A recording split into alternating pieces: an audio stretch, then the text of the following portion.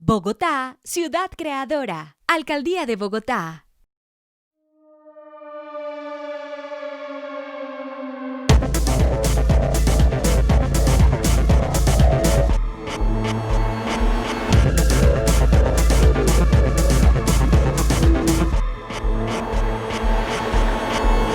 Bienvenidos a ¿Para dónde vamos? En esta ocasión vamos a hablar un poco de la historia de la música electrónica, que es muy grande, y vamos a hablar un poco de la historia de los generadores de música electrónica como los sintetizadores y su historia.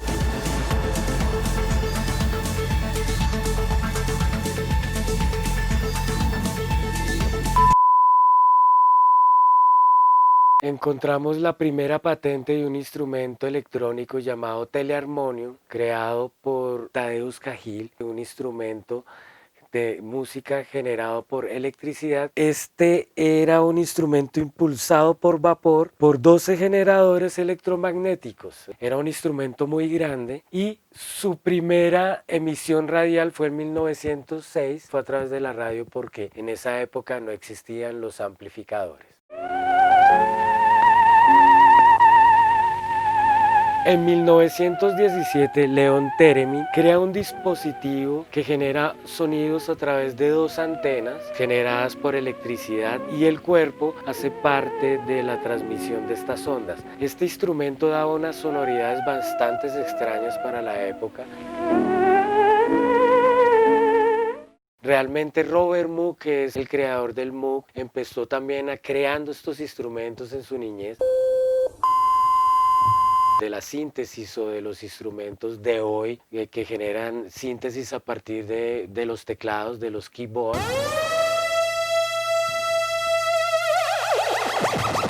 Y en ese momento, la creación de este instrumento también abre las puertas para la llegada de los sonidos electrónicos al cine, en una película como Doctor Who, en donde toda esta nueva influencia de sonidos nuevos llegan al cine y llegan a través de todos estos creadores de la época. En 1955-1956 llega el transistor, y esto hace que todos estos instrumentos que se venían generando a través de las corrientes eléctricas se vuelvan portátiles para los músicos, y los músicos empiecen a involucrarlos en sus producciones. Le llega el nacimiento de una banda muy importante que es prácticamente la pionera, que es Kraftwerk. En 1960 empieza a hacer música con sonidos electrónicos y empieza a generar una nueva tendencia que nos da la llegada del techno.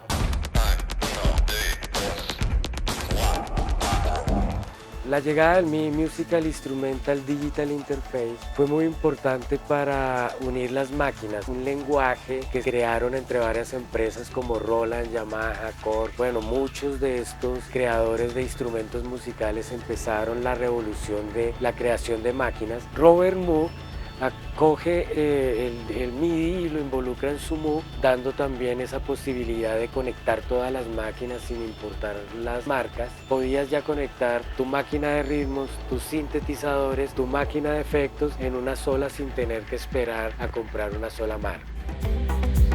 Solo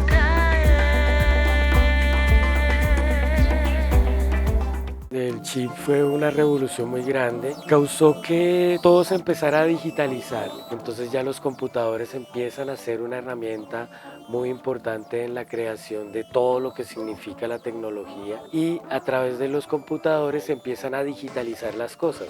Aquí llega el MP3, que es muy importante para de lo que estamos hablando hoy, hablando de lo que significa una transmisión por internet, en donde tenían que comprimir los archivos de las voces para volverlos mucho más pequeños, que se pudieran leer a través de ceros y unos en un computador. Esto nos lleva a que ya se puedan permitir las transmisiones a través de internet, a través de también lo que sucedió en los 90s y todo lo que empezó a generar la radio, de las censuras. Empezaron a abrirse nuevos canales que vienen acompañados de lo que es el internet de ahora, ¿no? El streaming es una manera de publicitar o transmitir toda la información que uno quiera sin tener de alguna manera una censura o algún tipo de limitación, porque pues son canales que se abren a través del tiempo y de lo que genera la nueva conexión que es el internet. En esos momentos era era la radio, que eran los transistores que transmitían precisamente toda esta información, y lo mismo transmitían todo lo que son las ondas sonoras, que hace parte de la música, que hace parte de la radio, que hace parte de la televisión y todos los medios que tenemos para transmitir toda la información y todas nuestras creaciones.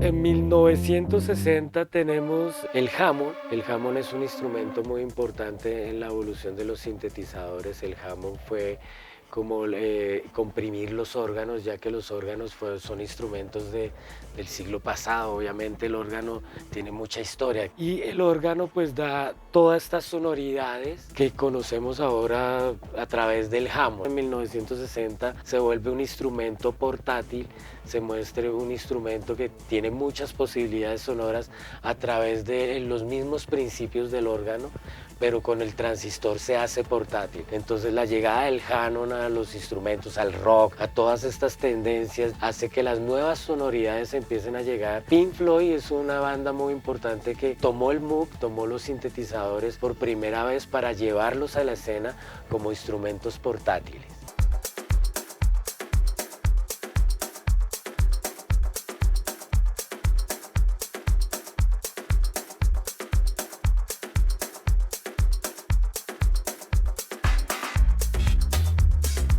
Después de unir las máquinas, de la llegada del MIDI, llega también pues el techno y todo su lenguaje electrónico, todo lo que también significó la llegada de las fiestas electrónicas. Berlín fue una capital muy importante después de la Segunda Guerra Mundial para lo que significó todo este auge de lo que significa la posguerra. Entonces la música electrónica, el techno y todas sus tendencias ya llegan a través de lo que son los 90, con todo esto también de juego de luces. Llegan los DJs con las tornamesas a través de toda la creación de estos aparatos electrónicos que hacen posible que la música sea portátil. Vienen todas estas influencias que nos acompañan hoy en la historia de la música electrónica que estamos contando, para llegar a las fusiones también, en donde la digitalización de la música y todos los programas que tenemos hoy para hacer música electrónica nos dan la posibilidad de crear loops, de jugar con estos loops y empezar a generar nuevas tendencias que nos llevan al 2020, donde prácticamente la música electrónica se maneja a través de un computador y es una música programada.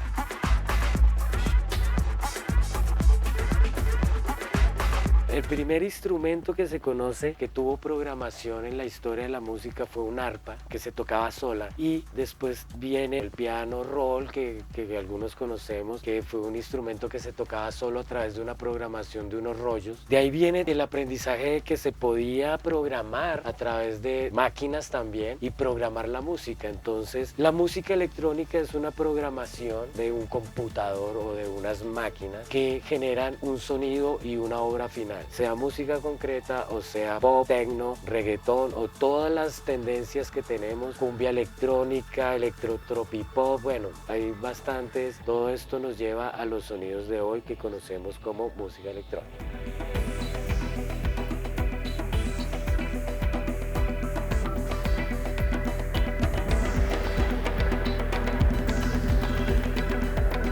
La música electrónica, dentro de su composición, la hago a partir de loop. Esta composición viene siendo muy clásica de las sinfonías de estos grandes compositores, Beethoven, Mozart, Liszt, en donde se genera una obra bastante grande, ¿no? Entonces la música electrónica para mí es ese juego de colores, es una composición a través de los loops, de los bajos, de las melodías y de los sintetizadores. Para llegar un poco a conocer la música electrónica más a fondo es importante darse el papel de ser DJ, un poco de conocer la historia de la electrónica. El ser DJ y oír música, mezclarla en vivo en un bar como DJ, es como la primera puerta para conocer lo que significa la música electrónica. Muy bueno combinarla con los estudios musicales, muy bueno combinarla con la música clásica, pero es muy importante esa escuela de DJ. Conocer la electrónica en la noche es muy diferente a sentarse a crearla en el día.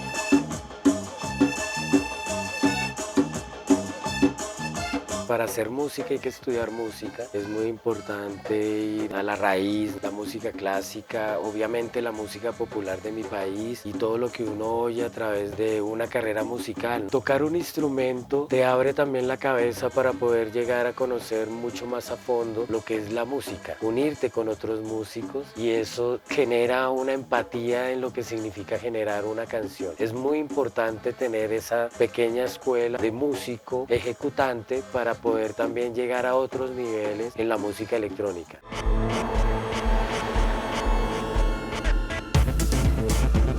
En el 2020 los equipos para hacer música electrónica son bastantes. Tenemos muchas marcas, mucha competencia, mucho software, mucho computador, teclado. Ya no son el sintetizador con las teclas, sino ya es el módulo de sonidos al que le conectas un controlador que es un keyboard, dependiendo de la cantidad de octavas que necesites para ejecutar.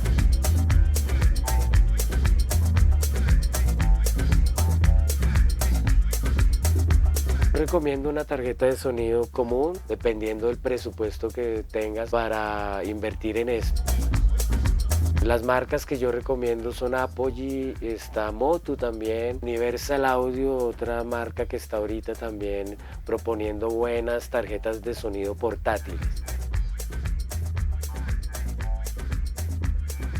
Los programas de Ableton Live es una excelente herramienta para generar música electrónica. Yo lo utilizo para generar sets, ya que su diseño está muy bien relacionado con la creación de loops. Si tú vas al programa y analizas su construcción, es a partir de los loops, ya que la música electrónica se basa mucho en los loops, se basa mucho en la repetición, se basa mucho en generar ambientes en donde el loop hace parte de toda esta magia del techno y de las nuevas tendencias de la electrónica de hoy.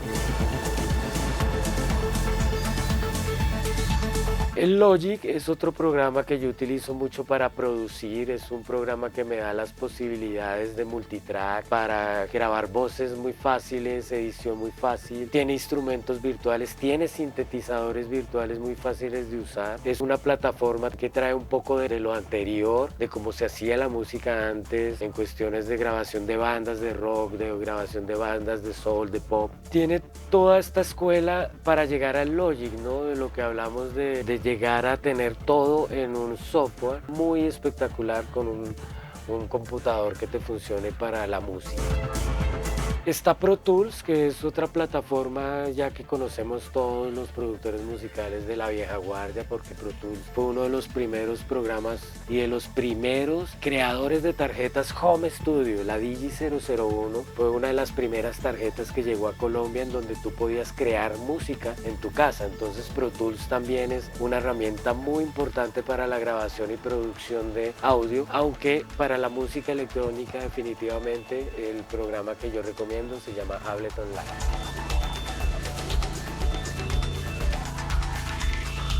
Los equipos externos o los hardware, como son los monitores, muy importante tener una buena posición de monitores a la hora de la mezcla. No importa la marca de los monitores, lo importante es conocer los monitores o speakers o parlantes. Lo importante es que no haya ruido, no haya ninguna interferencia entre tu tarjeta de sonido y los parlantes para poder tener una muy buena mezcla. Importantísimo que los parlantes estén a la altura de los oídos donde tú te sientes y a una distancia dependiendo de tu home studio. Hay muchas técnicas, obviamente, de crear estudios súper profesionales, pero en este caso hablaremos de una posición normal para hacer música. Ahora te venden unos Genelec, que son unos monitores excelentes, portátiles, en donde puedes armar un estudio en cualquier parte. Los micrófonos también de hoy, como Neumann, está Shure también, que te ofrece una muy buena calidad, Manley, que ya son micrófonos de alta gama, y está AKG, esos como los más importantes para grabar voces. El SM57 será una muy buena herramienta para grabar tambores, guitarras, y tener un micrófono dinámico en el estudio es una excelente herramienta para poder producir todo tipo de música. Los sintetizadores externos de las grandes marcas, como hablamos de Moog, muy importantes, y pueden llegar a comprar un sintetizador de estos. Existe el Moog, el Norlith, el Access Virus, que es la marca que yo utilizo y recomiendo. Es un sintetizador muy bueno con una muy buena buena calidad y una muy buena actualización. Y bueno, eso es como en general las marcas que yo recomiendo de hoy para hacer música electrónica.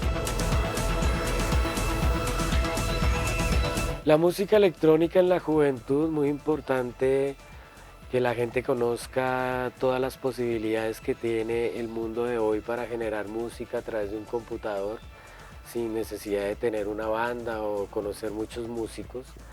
La música electrónica es muy importante para socializar también a la gente y saber comportarse en una noche. La noche hace parte de nuestras vidas, es la cultura que nos da el compartir todo este ambiente que se genera en la noche.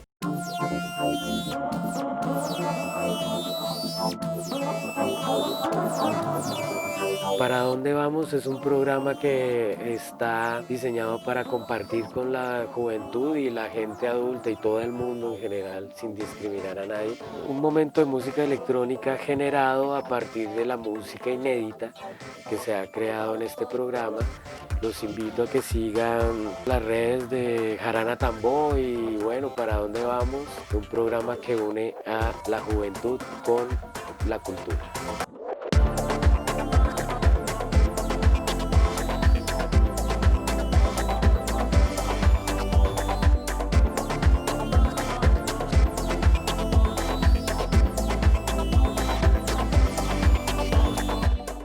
Bogotá, ciudad creadora. Alcaldía de Bogotá.